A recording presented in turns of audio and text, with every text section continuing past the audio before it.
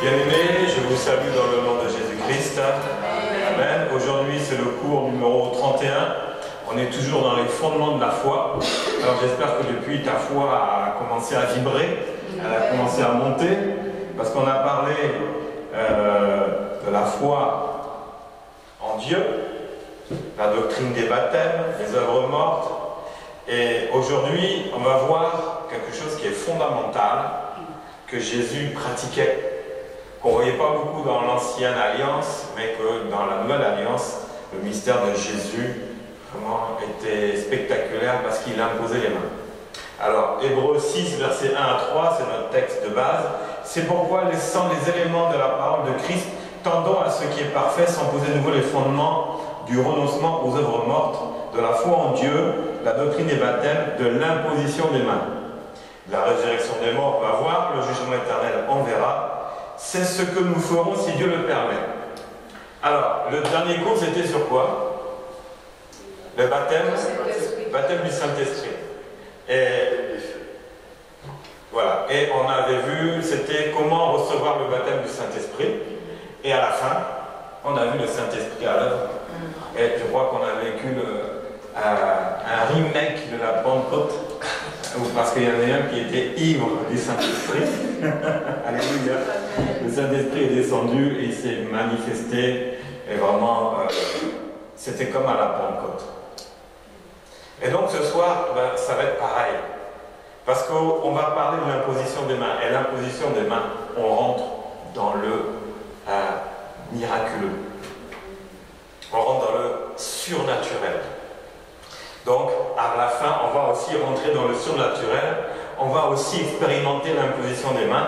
Comme tu as expérimenté la présence du Saint-Esprit sur toi, quand l'onction du Saint-Esprit est tombée, ce soir, attends-toi aussi à ce que l'onction tombe. Alléluia. Parce qu'elle dit, vous imposerez les mains, et mes mains sont libres. Parce qu'on n'a pas dit, vous imposerez la main. C'est vrai ou pas? Est-ce qu'il a dit, vous imposerez la main au malade? Vous imposerez quoi? Les mains. Donc j'ai libéré mon micro. Comme ça, j'impose les mains. C'est pour ça qu'on voit, parce que là, Jésus a dit, mais vous imposerez les mains. Et qu'est-ce qu'on voit souvent? On impose quoi? La main. Il n'y a pas une erreur, là déjà, de la base. Il a dit, vous imposerez les mains. Et on impose la main. Donc, je me suis libéré pour obéir à Jésus. Voilà. Alors, le verset de base d'aujourd'hui pour l'imposition des mains, c'est Acte 14, verset 3. Il restait cependant assez longtemps à Icône, parlant avec assurance, c'est Paul et Barnabas, appuyés sur le Seigneur, qui rendait témoignage à la parole de sa grâce et permettait qu'il se fasse par leurs mains des prodiges et des miracles. Voilà. Donc, ils annonçaient, ils évangélisaient, la parole était là, Jésus était là aussi, présent, mais spirituellement. Donc le Saint-Esprit était là, et ils imposaient les mains, et il se passait des prodiges et des miracles. Voici ce que c'est que l'imposition des mains. Alors, on va voir la première partie. Qu'est-ce que c'est que l'imposition des mains? Alors, question, c'est quoi l'imposition des mains? Non? Qu'est-ce que c'est que l'imposition des mains? Comment c'est venu? C'est quoi l'imposition des mains? C'est d'abord l'imposition des mains, c'est une action de Dieu sur un homme que Dieu a choisi. On a vu dans l'Ancien Testament, Abraham, Moïse, donc des généraux de la Bible, des apôtres de l'Ancien Testament, ils imposaient les mains pour les bénédictions. Dieu leur disait, tu vas imposer les mains pour les offrandes, pour faire les sacrifices. Tu imposeras les mains sur l'animal, pour le pardon des péchés. L'imposition des mains, dans l'Ancien Testament, c'était un homme qui avait reçu la mission de Dieu. Dieu avait choisi cette personne, et du coup, il a envoyé sa puissance, une onction, pour qu'il puisse imposer les mains en son nom, afin qu'il se passe les choses. Alors, donc ça c'était réservé, Dieu choisissait un homme qu'il avait au moins puissamment pour qu'il impose les mains au peuple, les mains à sa famille, les mains aussi à ses descendants, à ses fils, comme Jacob, il a imposé les mains. Ils ont tous, Joseph a imposé les mains, Jacob a imposé les mains à ses enfants, et puis sur des personnes en particulier. Donc l'imposition des mains, voilà, c'était, il faut bien savoir que c'est Dieu qui avait choisi une personne qu'il avait oint pour pouvoir envoyer sa parole et que sa parole se manifeste par l'imposition des mains. Donc Dieu pose sa main sur celui qu'il a désigné pour le représenter. Donc dans l'Ancien Testament, il y avait beaucoup d'hommes que Dieu avait choisi, il avait posé sa main pour le représenter. Quand le peuple demandait un roi, au lieu d'avoir Dieu comme roi, il dit non, donne-nous un roi. Il a trouvé David, ils sont venus lui imposer les mains pour qu'il devienne roi, et il était loin, il y avait l'onction de Dieu sur lui. Donc quand on impose les mains, ça veut dire qu'on a l'onction de Dieu sur nous déjà. Sinon, l'imposition des mains, ça ne marchera pas. Parce que c'est ce qu'on a, on peut donner que ce qu'on a reçu. Et ce qu'on a reçu, c'est la puissance de Dieu, c'est une mission qu'on reçoit pour imposer ses mains. Alors ça, c'est toujours dans l'Ancien Testament. Donc c'est un acte spirituel, mais lorsque celui qui est oint impose les mains, ça devient une action physique, avec des conséquences spirituelles. J'impose les mains, c'est spirituel. Mais il y a une manifestation, elle devient physique, et il y a des conséquences spirituelles dans la vie de la personne. Et cela, c'est pour un but bien précis. Il y avait plusieurs buts pour l'imposition des mains dans l'Ancien Testament. Donc par cette imposition des mains, une onction va se manifester de la personne à l'autre personne qui va recevoir l'imposition des mains. Et ça se répand selon la situation de la personne. C'est un transfert de puissance d'une personne à l'autre, surtout dans le cadre d'une guérison ou d'une délivrance. Vous imposerez les mains aux malades, les malades sont guéris, et aussi vous chasserez les démons, aussi en mon nom. Donc dans l'Ancien Testament, l'imposition des mains est un geste souvent utilisé pour différentes actions. Alors comme dans Lévitique 16, 31, en vue d'un sacrifice pour le pardon des péchés. Alors Aaron posa ses deux mains sur la tête du bouc vivant, et il confessa sur lui toutes les iniquités des enfants d'Israël et toutes les transgressions par lesquelles ils avaient péché. Il les mettra sur la tête du bouc, puis il le chassera dans le désert à l'aide d'un homme qui aura cette charge. Le bouc emportera sur lui toutes les iniquités dans une terre désolée. Il sera chassé dans le désert. Voilà, donc Aaron était loin, avait été choisi. Dieu avait parlé à Moïse, tu vas dire à Aaron de prendre ce bouc, tu vas imposer les mains et tu vas envoyer toutes les iniquités. Le pauvre bouc, il n'avait rien demandé, il a ramassé tous les péchés du peuple. Et en plus, pas de bol, on le chasse dans le désert parce qu'il était rempli de tous les péchés, on ne pouvait plus le supporter. Donc là, dans l'Ancien Testament, c'était imposer les mains pour faire partir les péchés, pour demander pardon à Dieu. D'autres actions aussi, c'était pour la bénédiction, c'était pour la consécration et pour l'autorité spirituelle. Voilà. Donc ça, c'est l'Ancien Testament, on ne va pas trop rester là-dedans, parce que l'imposition des mains telle qu'on la connaît, c'est c'est ce qui s'est vécu avec Jésus. C'est plutôt ça qui nous intéresse, parce que c'est le côté important et que l'on voit même dans l'Église. Toutes les églises imposent les mains, mais pas toutes de la même manière. C'est pas tout le monde qui va prier qui va imposer les mains pour une personne qui est en fauteuil roulant. Il ne va pas oser. Vous voyez? Mais on va imposer les mains pour chasser les démons. Ça, oui. Parce que ça ne se voit pas. Alors, donc dans le Nouveau Testament, l'imposition des mains est beaucoup axée sur la guérison et sur la délivrance. Beaucoup. Le ministère de Jésus, quand il a commencé, il était sorti du désert, il était revêtu du Saint-Esprit, son ministère a réellement commencé là. Délivrance, guérison, imposition des mains, les miracles se faisaient. Énormément.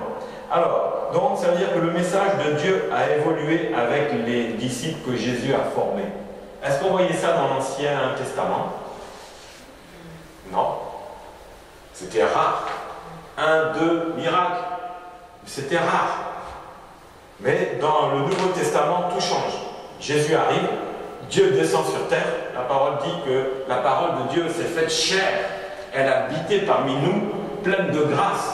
Et la puissance de Dieu reposait sur Jésus jusqu'à l'âge de 30 ans où il a commencé son ministère, rempli du Saint-Esprit. Avant, il fallait qu'il soit baptisé, il fallait qu'il soit baptisé d'eau et baptisé du Saint-Esprit, rempli du Saint-Esprit pour commencer le ministère avec la puissance et l'imposition des mains.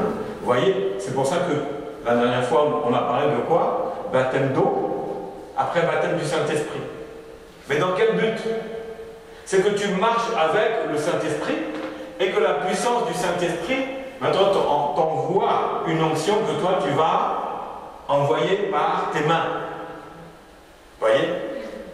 Le baptême du Saint-Esprit qu'on a reçu la dernière fois, c'était pourquoi? C'est pour qu'on soit rempli. Rempli de quoi? D'onction, rempli de puissance. Pour faire quoi? Pour être ivre, pour partir, j'étais rempli, alléluia, au revoir. On fait quoi avec? On va partager. Mais oui, si on partage l'onction n'est pas pour toi, j'ai beaucoup d'onction. Et tu fais quoi? Tu vas faire quoi? Tu vas imposer les mains. L'onction est pour le travail. L'onction accompagne la parole. Il y a d'abord la parole, ensuite la parole amène l'onction, et l'onction va poser le genou.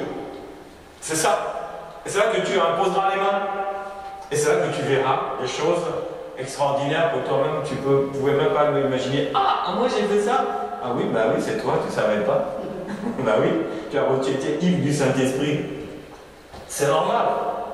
Donc, ce n'est qu'à la venue du Saint-Esprit dans la vie des disciples que la guérison par l'imposition des mains a réellement commencé. Avant les disciples, Jésus n'était pas content après eux. Homme de peu de foi, vous doutez, ceci, vous savez, parce que le Saint-Esprit n'était pas rentré. Mais quand le Saint-Esprit est descendu sur eux, le jour de la Pentecôte, là, le ministère démarrait dans la puissance du Saint-Esprit. Et c'est là que l'imposition des mains commençait. Même sans imposition des mains, en donnant un ordre, ça allait beaucoup plus loin. Donc, ça s'est développé avec la puissance de la parole qui accompagnait cela. Alors, l'imposition des mains s'est développée dans un domaine surnaturel avec tous les miracles et les prodiges accomplis par Jésus, puis accomplis par les apôtres. On a vu le ministère de Jésus, c'est un ministère de parole et de démonstration, de puissance. Et on voyait tout ce qui se passait et parce qu'il imposait les mains. Voilà.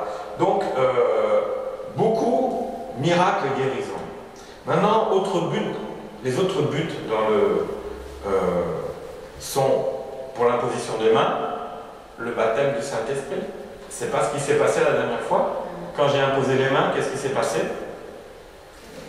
Le Saint-Esprit est descendu sur vous. Donc, le baptême du Saint-Esprit, c'est par imposition des mains. Ça, c'est un autre but. C'est aussi communiquer les dons spirituels. Aussi, par l'imposition des mains. Vous recevez des dons spirituels. Est-ce que vous savez que vous avez des dons spirituels? Vous savez cela? Oui? Et vous les connaissez? Non. Quand j'étais jeune pasteur, on était parti à une convention. Je demandais à mon pasteur, on faisait la queue, il y avait du monde. Et je dis, mais pasteur, est-ce que j'ai des dons? Est-ce que j'ai un don? Il dit, tu n'as pas un don. Tu as des dons. Ah, j'étais content. Je dis, mais quand est-ce que je vais les voir ces dons-là? Vu que tu m'as dit, j'ai des dons. Mais je veux voir les dons. Ça viendra. C'est par l'imposition des mains que les dons spirituels viennent. Ensuite aussi, pour commissionner les ouvriers, on leur impose les mains pour les envoyer dans des missions. On impose les mains. Aussi pour consacrer les petits-enfants, ce qu'on va faire dimanche. Ça aussi, c'est par l'imposition des mains. Jésus a dit, laissez venir à moi les petits-enfants, et il est béni. Il leur imposa les mains. Et aussi, c'est confirmer l'élévation des ministères. ça c'est réservé qu'à une seule catégorie. C'est pas toi qui va qui va imposer les mains pour élever un ministère, sauf si tu es apôtre. Sinon, tu ne pourras pas le faire, c'est pas à toi. Là, tu vas contre la volonté de Dieu, tu risques de faire n'importe quoi. Donc, voilà, ça c'est réservé à une autre catégorie. Mais voilà tous les buts d'imposition des mains qui sont là. Alors, donc, vous voyez que l'imposition des mains, dans le Nouveau Testament, elle a une puissance. Est-ce que tu as expérimenté ça? Est-ce que tu as déjà expérimenté l'imposition des mains? Mais je veux dire, sur toi. Est-ce qu'on t'a imposé les mains? Déjà? On t'a déjà imposé les mains? Oui. Et il s'est passé quelque chose? Oui. Oui, bien sûr. Plusieurs fois. Plusieurs fois. Donc l'imposition des mains, c'est pour ça. C'est pour vivre la puissance de Dieu dans la vie de celui qui reçoit l'imposition des mains. C'est fondamental. Donc ça, c'est la première partie. On voit comment on reçoit l'imposition des mains. Est-ce que vous avez une question à poser pour ça? Parce qu'il y a une question. Si on impose une main à quelqu'un, et que quelqu'un, dans sa vie, rien ne s'est passé à l'instant, est-ce qu'on va dire que la personne n'a pas la puissance ou comment?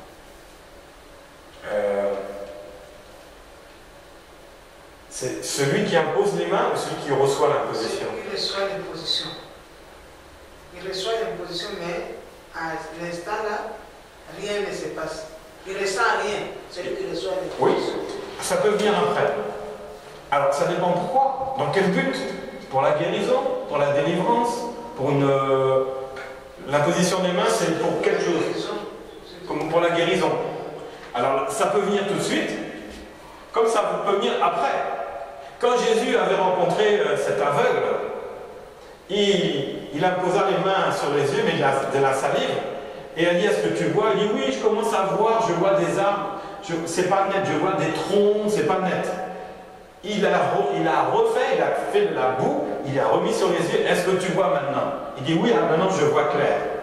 C'est-à-dire que l'imposition des mains pour la guérison peut être immédiate, comme venir après.